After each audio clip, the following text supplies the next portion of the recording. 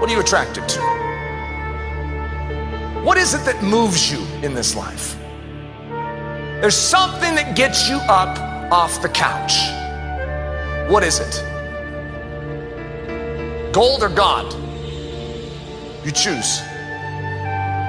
For where your treasure is, there will your heart be also. Which one is the greater appeal to your soul? Which one's driving you? Which one gets you up in the morning? Which one lifts you off the couch?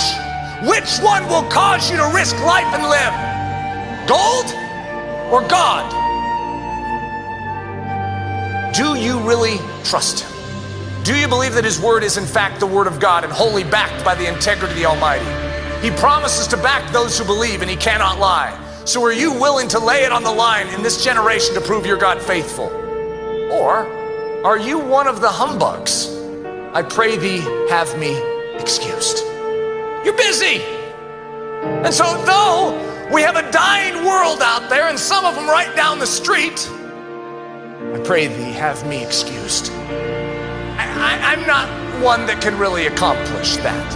Well, C.T. Studd was 52 years old on death's doorstep. He said, God, don't pass me over.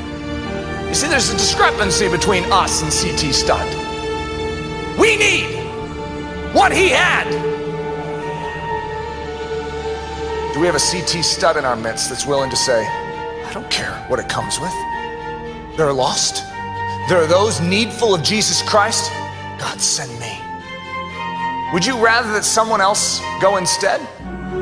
Oh, God, thanks for bringing that up. Yeah, I think in this situation, it probably would be good that someone else went instead of me.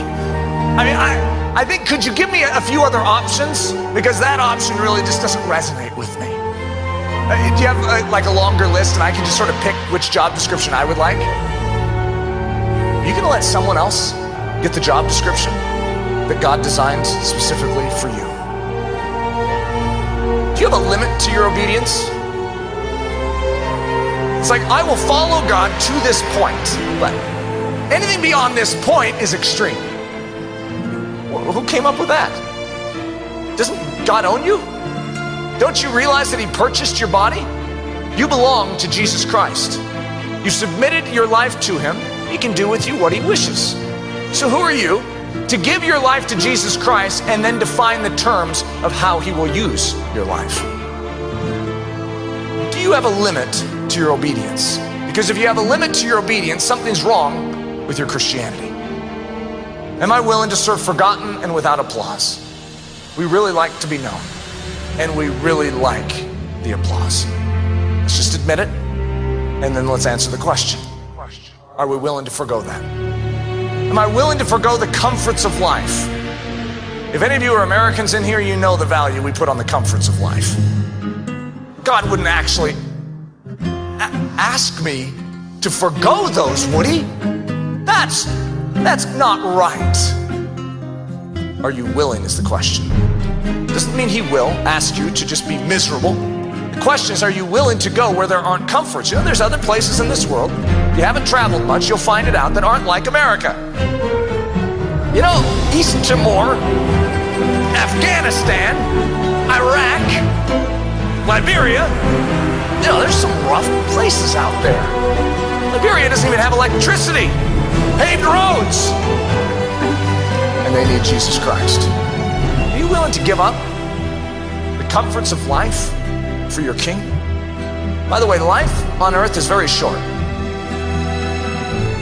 Are you willing to give up a short season of your existence to serve your King well, no matter what the cost? Am I willing to go anywhere, no matter the danger or darkness?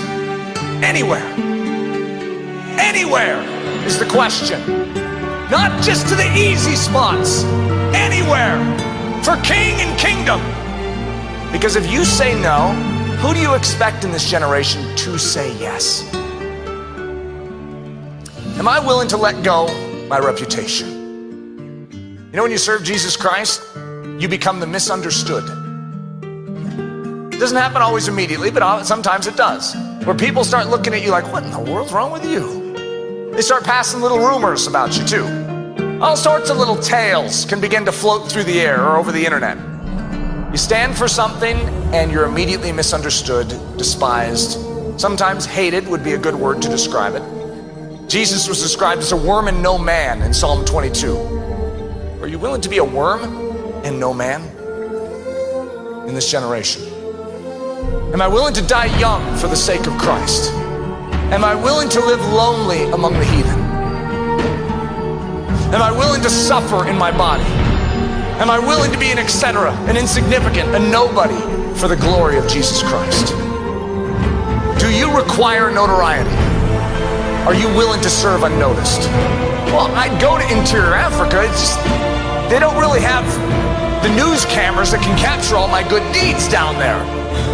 I need to be noticed. Doesn't God want us to be famous so that he can make a name for himself? If I increase, maybe he can increase that way. No, actually the pattern for him increasing is you decreasing. That's the great secret for increase in the kingdom of heaven. We get out of the way. Are you willing to be one of Christ's etceteras, or must you be one of Christ's somebodies? Is this for your reputation or for his? I want you to realize what we're defining here isn't extreme Christianity, it's Christianity. It's the way it's always been. Gold or God? Which one lifts you off the couch? Which one will cause you to risk life and limb? Gold or God? Which one would you gamble to get more of? Because men and women all throughout history have gambled to get gold. But which of us is willing to gamble our lives and put it all on the line to get more God? More God. More God. Gold or God? You choose.